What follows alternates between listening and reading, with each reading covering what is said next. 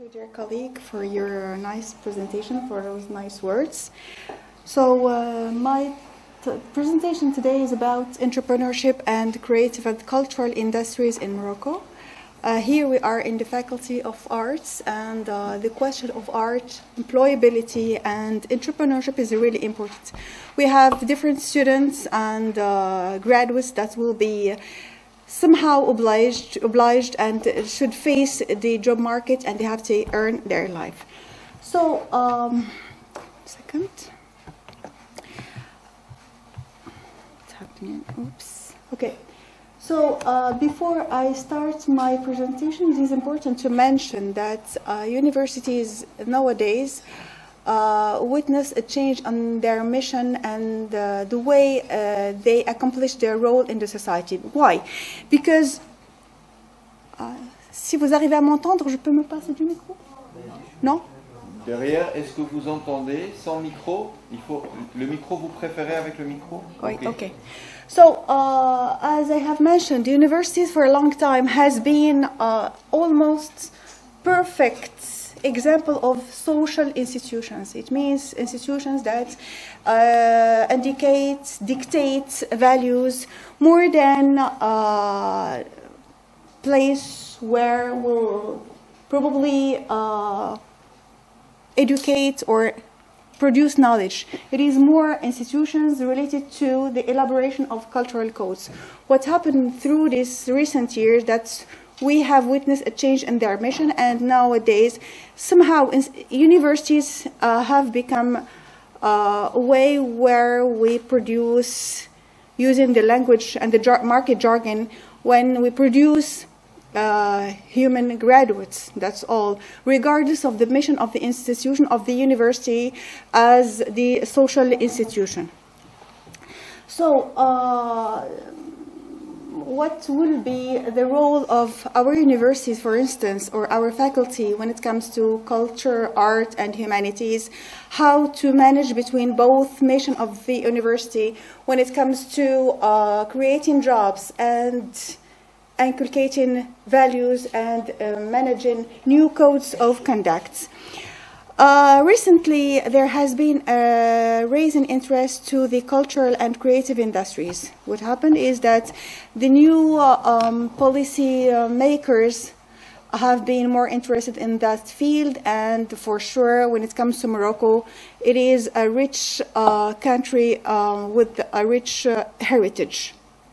So, what happened is after the Second World War, there have been more interest to the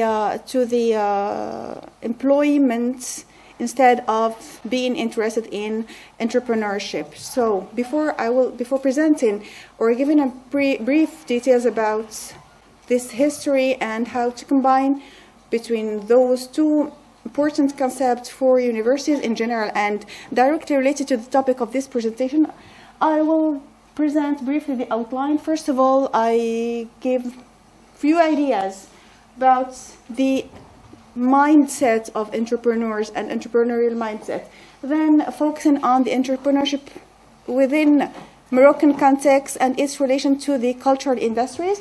Then we'll present a case study related to the challenges that cultural industries in entrepreneurship are facing in Morocco and what are the main features of those companies.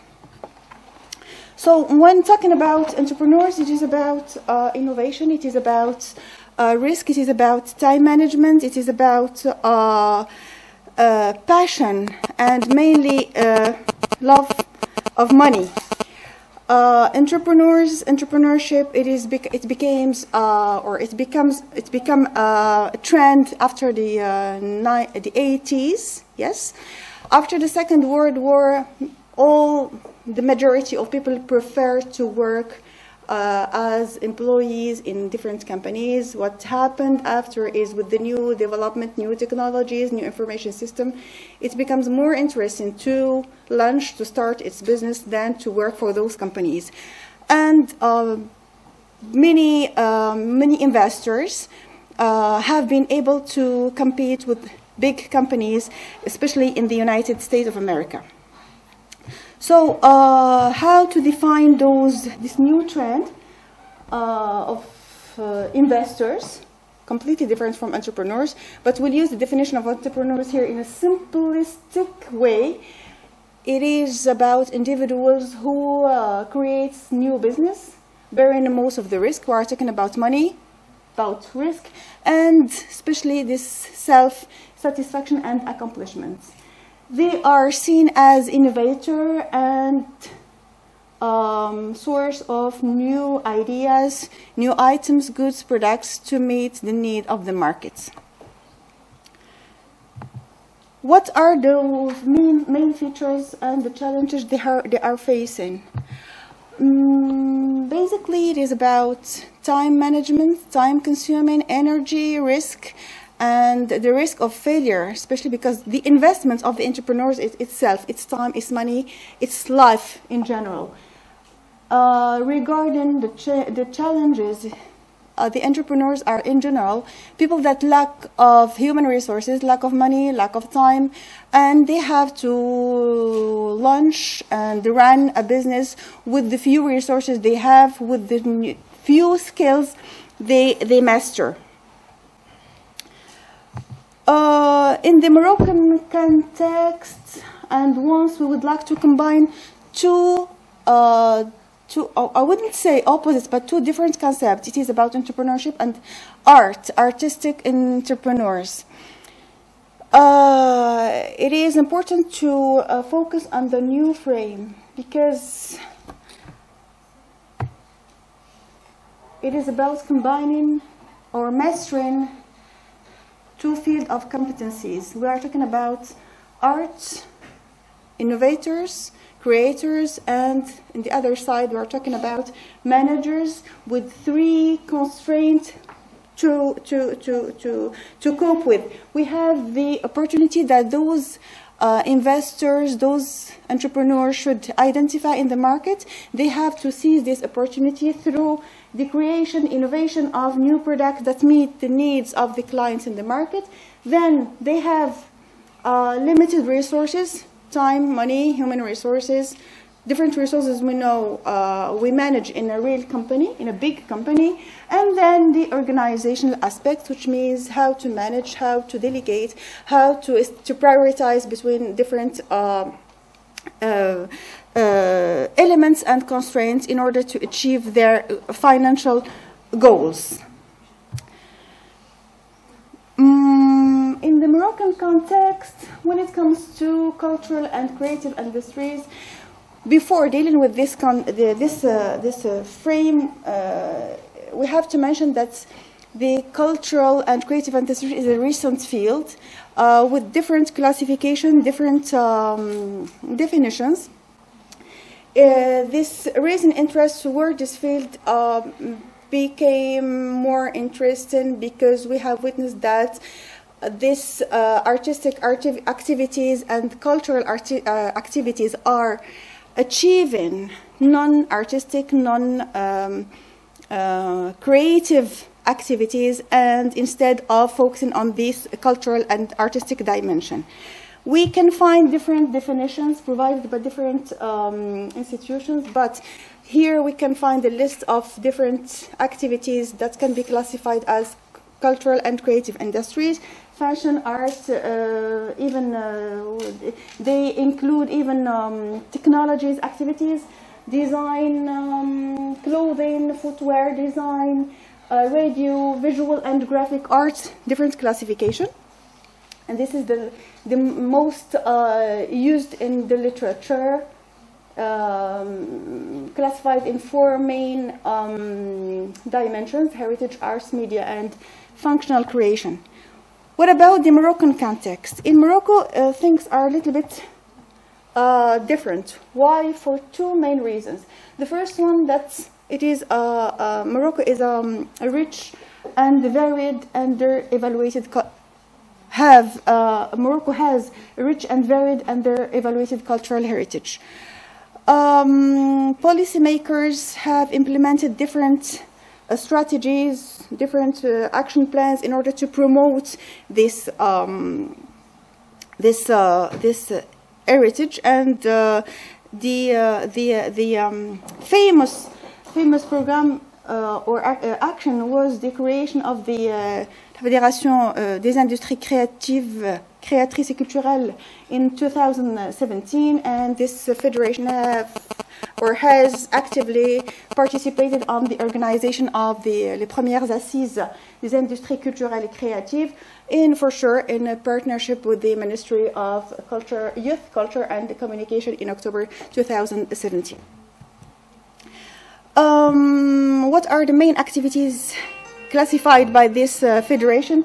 We can find here is the list, and which is really surprising is this list. And when you go to the la FIDIC, they don't consider the handicrafts as a cultural or cultural and creative activity, which is, to my point of view as a researcher, I wouldn't say a big mistake, but they are working on this, knowing that there is a law that regulates this sector.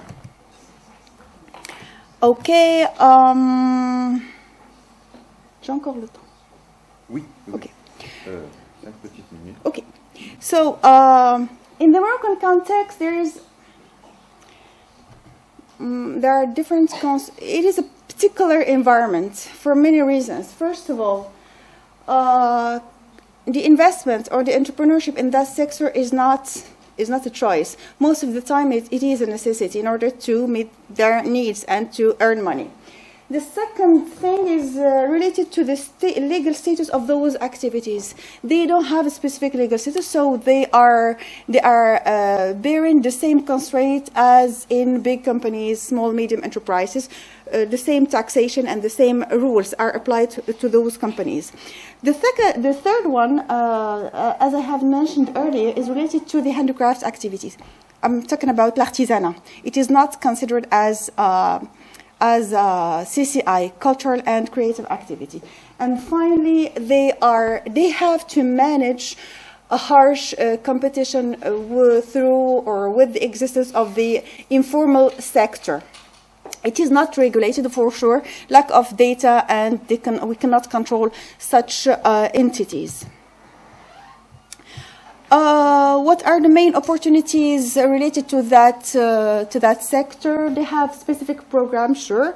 There is a text of law related to handicrafts. They have different trainings with their drawbacks. They don't ensure the continuity of those programs and neither their implementation. And they have specific marketing opportunities related to the promotion, to the creation, to the packaging, and other aspects in order to promote this cultural heritage. Regarding the case study that I have conducted in the region of Casablanca-Settat related to the handicrafts cooperatives, briefly, the main research question is how can we, through those activities, cooperatives that work on that field of handicraft, how can we promote this cultural heritage? What are the problems they are facing? What are the opportunities they can seize in the market? And what are the programs they can benefit from? Briefly, we were able to collect data from different institutions. We have official documents, different ministries, la FEDIC, l'Office de l'Artisanat, and of course through different interviews with the people that working in la Chambre de l'Artisanat, and the different cooperatives through conducting and administering a survey. Briefly, let's move. Okay. Yes. About the major findings, those institutions were most of the time small institutions with less than 5 years of existence on the market. They lack financial resource and managerial human resources in order to implement strategy, in order to implement operations that allow them to conduct a real market prospection in order to set goals and strategies. What else? Regarding the Yes, and most of the time they are expecting external funds, and they are not self-sufficient in terms of the benefit realization.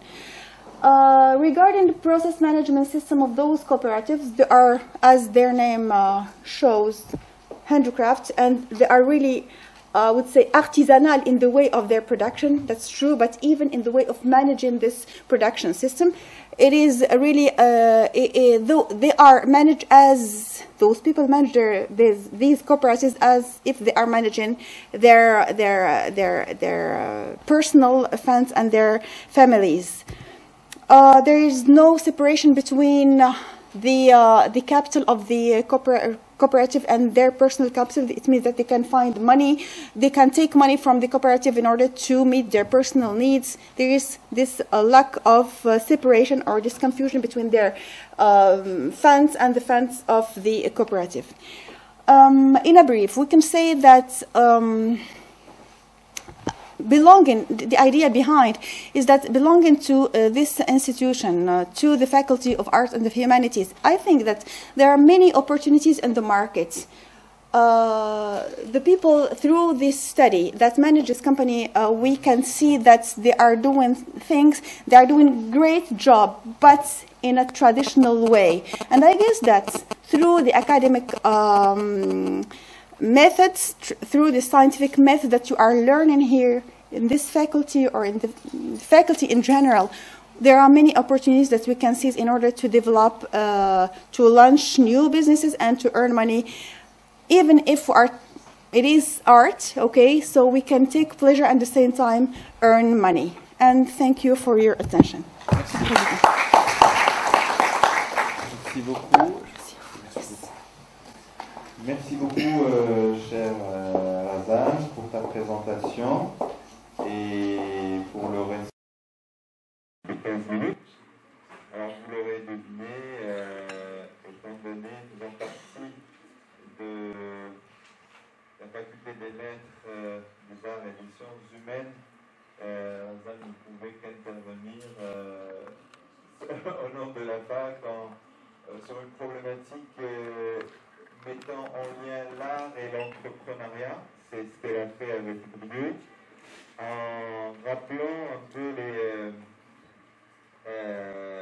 les particularités, les spécificités et les opportunités de l'entrepreneuriat dans le domaine des arts et de la culture, et plus spécifiquement dans le contexte marocain.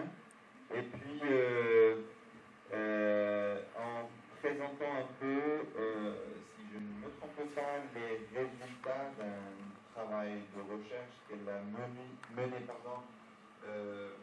sur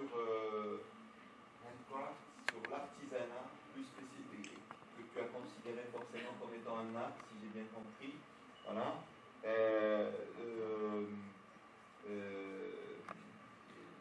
Les résultats de cette étude, c'est que c'est plutôt des coopératives et non pas des entreprises, l'artisanat, et que caractérisé par leur taille qui est petite et avec 5 ans d'existence, c'est-à-dire leur durée pas de durée de vie, mais je veux dire en leur âge, avec principalement, ils souffrent d'un manque de ressources qui permettrait à ces activités de se développer.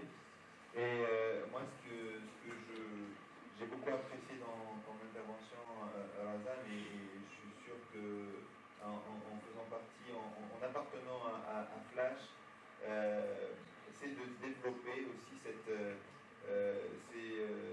idée que un artiste peut être aussi entrepreneur, finalement.